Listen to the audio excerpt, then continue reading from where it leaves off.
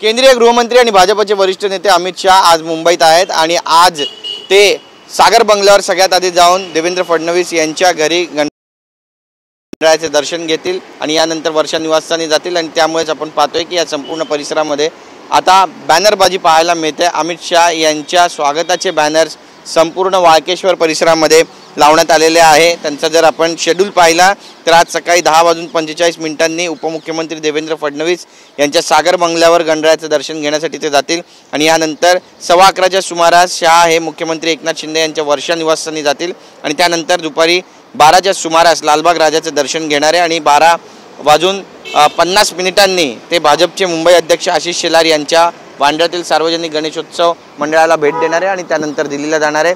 Mission 125ची हाक सध्या भाजपने दिल्याची माहिती आहे, सूत्रांकडून ही माहिती मिळते आणि 50 जागा जिंकण्याचा भाजपला विश्वास असून 75 जागा जिंकण्याची जी जबाबदारी आहे ती आता विशेष नेत्यांना देण्यात आलेली आहे। जे भाजपचे प्रमुख नेते त्यांच्या अंगावर ही जबाबदारी टाकण्यात आल्याची माहिती सूत्रांकडून मिळते। काल रात्री उशिरापर्यंत सह्याद्री अतिथीगृहावर बैठक झाली आणि त्यामध्ये ही चर्चा झाल्याचं समजतंय आणि त्याच अनुषंगाने आपण पाहतोय की अमित शाह हे अवघ्या काही वेळानंतर ज्यावेळी या ठिकाणाहून त्यांची मूव्हमेंट होईल त्या अनुषंगाने संपूर्ण रस्ते चकाचक करण्यात आलेले आहे। पोलिसांचा देखील तितकाच कडेकोट बंदोबस्त या संपूर्ण परिसरामध्ये आहे आणि अमित शाह आज मुंबईत आहेत त्यामुळे ज्यावेळी नेत्यांच्या भेटीगाठी होतील काही राजकीय चर्चांना उधाण येणार आहे का हे पाहणं सुद्धा महत्त्वाचं ठरेल। पण संपूर्ण वाळकेश्वर परिसराला एखाद्या छावणीचं स्वरूप आलंय असं म्हटलं तर गैर ठरणार नाही।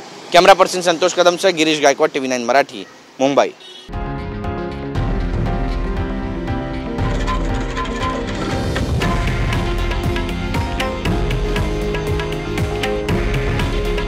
हे आहे देशातील नंबर 1 न्यूज नेटवर्क आणि आपण पाहत आहात TV9 मराठी। काळजी तुमची, हित महाराष्ट्राचं।